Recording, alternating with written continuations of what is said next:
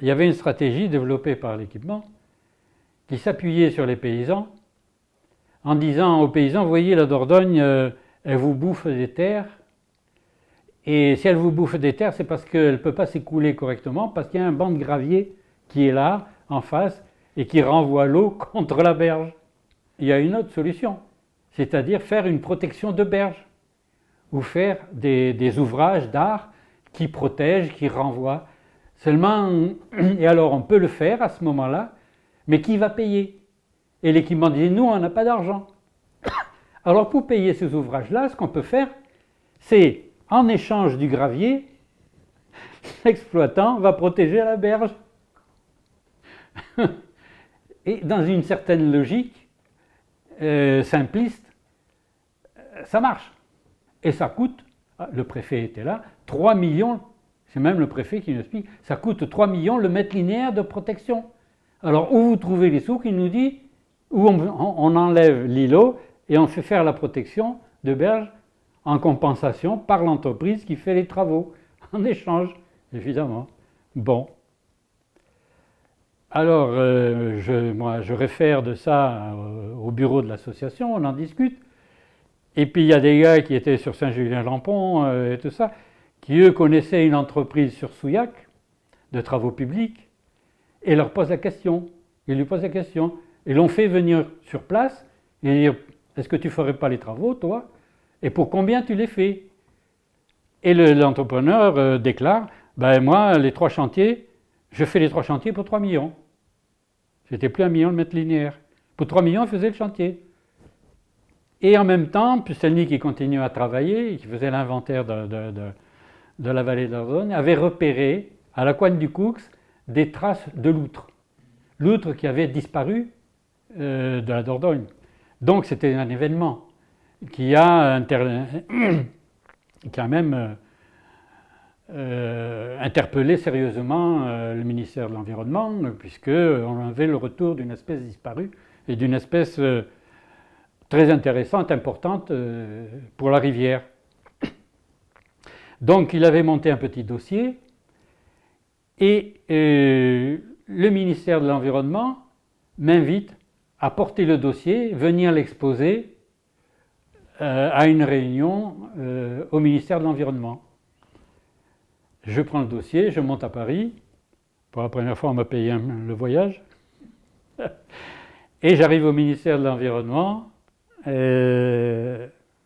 Et c'était dans une salle où il y avait une dizaine ou une quinzaine d'associations là pour plaider certains sujets. Le ministre de l'Environnement n'était pas là, mais il y avait son représentant. Et il y avait le préfet de Dordogne qui était là. Les autres associations, il n'y avait pas de préfet. Moi, j'avais mon préfet qui était à côté, qui était à une place à côté de moi. Voilà, donc un tour de table.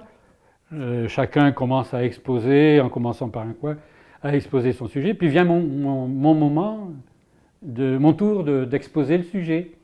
J'ouvre mon dossier, puis je commence à parler sur le dossier. Puis peut-être l'émotion que je ressentais devait se sentir. Je vois le préfet à côté qui commence à racler, à faire du bruit avec ses pieds, taper sa chaise, grogner pour finir de m'enfoncer, quoi, que je ne puisse pas parler. Seulement le problème, c'est que ça a fait l'effet contraire. Je me suis ressaisi, parce que ça m'a foutu en colère. J'avais très bien compris sa démarche. J'ai claqué mon dossier et je lui ai exposé, j'ai dit, monsieur le préfet, vous m'avez convoqué sur les bords de la Dordogne avec vos services pour m'expliquer que les protections de berges, il fallait les faire comme ça, comme ça, comme ça, où on extrayait le gravier, où ça coûtait 3 millions le mètre linéaire. Alors je vous annonce, monsieur le préfet, que nous, association, on a un entrepreneur dans le Lot à qui on a fait voir les chantiers, qui nous propose de faire les chantiers pour 3 millions. Je peux te dire que le préfet, il a redressé la situation, il a arrêté de faire le malin. Et j'ai fermé. Et j'ai refermé mon dossier, donc je n'ai pas parlé de la loutre. Et puis je suis reparti.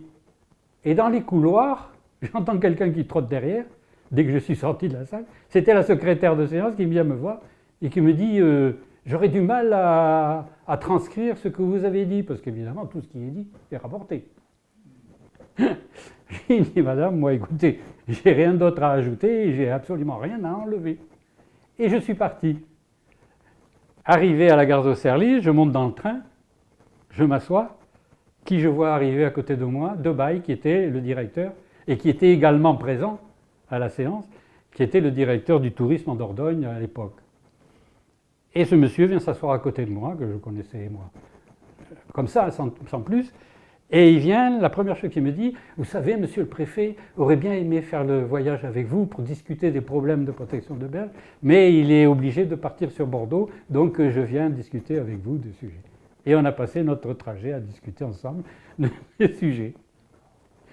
Voilà, et puis les jours passent, et 15 jours après, je reçois une convocation du préfet, disant qu'il réunissait l'association des maires et la grosse association de la vallée de la Dordogne pour discuter, parce que l'étude hydraulique étant achevée, le scientifique chargé du dossier venait exposer ses conclusions. Je rentre dans la salle, il y avait déjà pas mal de gens là, des députés, les députés, les conseillers généraux, les maires, tout ça. Évidemment, je n'avais pas beaucoup de conversations à faire avec ces gens-là, qui ne cherchaient pas à me parler. Et je vois le préfet qui arrive, il s'arrête dans la porte, il regarde, il me voit, il vient directement sur moi, laissant tout le monde, me serre la main et va s'asseoir. Oh, j'ai dit, qu'est-ce qui se passe? Un temps d'honneur, devant tout le monde, devant tous les élus qui étaient là. Et puis le gars de la Sogréa qui présente son dossier et qui nous explique que voilà, on va faire des digues pour empêcher l'érosion régressive, ce qui permettra de continuer d'extraire et de réduire les dommages. Donc il n'était pas question de changer quoi que ce soit, on continue. Et moi, en réplique, le préfet dit, bon ben voilà, l'exposé est fait, qu'est-ce que quelqu'un a quelque chose à dire? Alors moi je prends la parole et je dis au gars de la Sogréa, je lui dis, oui, précédemment dans vos dossiers, vos communiqués que vous avez faits, vous nous avez dit que quand la Dordogne était en crue, en grande crue, elle pouvait changer son lit de place si elle trouvait un obstacle ou n'importe quoi. Et là, vous venez nous expliquer qu'il faut faire une digue pour pouvoir continuer d'extraire. Je lui ai dit, mais cette digue qui soit un point dur, qu'est-ce qui me dit que lors des crues, elle ne va pas changer de lit, et là, ça sera une véritable catastrophe. Je n'ai pas de réponse là-dessus. Le gars s'arrête, et le préfet qui se lève, et qui dit, bon, ben, ce matin, j'ai pris un arrêté pour arrêter les travaux, laissant un délai de 6 mois à la gravière de Vérignac pour cesser les travaux. Grand silence dans la salle, le préfet plie son affaire et s'en va. Je m'en vais, moi, j'ai peu de rumeurs dans la salle, tout le monde silence. Je rentre chez moi et j'apprends évidemment qu'au Conseil général de la Dordogne, ça avait fait un tel ramdam que le préfet avait été obligé de démissionner, parce que si lui ne démissionnait pas, c'était le ministère de l'Environnement qui était foutu en l'air. Tout ça parce que... parce que cette histoire de financement, à quoi servait, oui. Comment ça se fait? Et là, personne ne l'expliquait, parce que c'était inexplicable, entre guillemets. Donc c'était... Le ministère de l'Environnement était impliqué dans un système de corruption. Donc au lieu que pour que le ministère de l'Environnement ne saute pas, c'est le préfet qui a démissionné de la préfectorale. Et il est parti chez Hachette. Le financement, c'est-à-dire que la fin des travaux des extractions de gravier, c'était une mine qui disparaissait. Mais c'était important parce que quand même, c'était le syndicat des extractions de granulats qui prenait un coup. Il faut savoir que dans les années suivantes, Voynet a fait voter une loi qui a interdit sur l'ensemble du territoire français d'extraire les graviers dans le lit de la rivière. Ça a eu une répercussion nationale, cet événement. Comme quoi, des fois, il ne faut pas grand-chose. Un truc. Ça a pris 10 ans à parcourir la vallée de la Dordogne, à distribuer des tracts, à se faire engueuler, à se faire poursuivre, à se faire menacer et à se faire passer pour des rigolos, parce que les écolos à l'époque... On n'était pas des gens sérieux. On était des amiches. On est encore des amiches. Enfin, on voit les dégâts aujourd'hui. Et il y avait une colère étouffée parce que c'était pas dans l'air du temps. Le combat écologique n'était vraiment pas dans l'air du temps. Et si aujourd'hui il y a encore beaucoup de monde qui ne comprennent pas ça, il y en avait, c'était 90% de la population. Donc voilà, c'est un combat difficile, très dur. Alors cette histoire de Bambinette, oui, mais enfin bon, c'est un amusement. Il y en a eu plusieurs. Les installations de Mater à Vérignac ont subi 2 ou 3 trucs comme ça. Hein. Donc, enfin, c'est des gens qui, c'était des choses bien gentilles. C'était des anciens résistants qui avaient l'habitude de manipuler un petit peu ce genre de choses, qui s'étaient amusés à manifester leur colère de cette façon. C'est allé jusque-là, oui.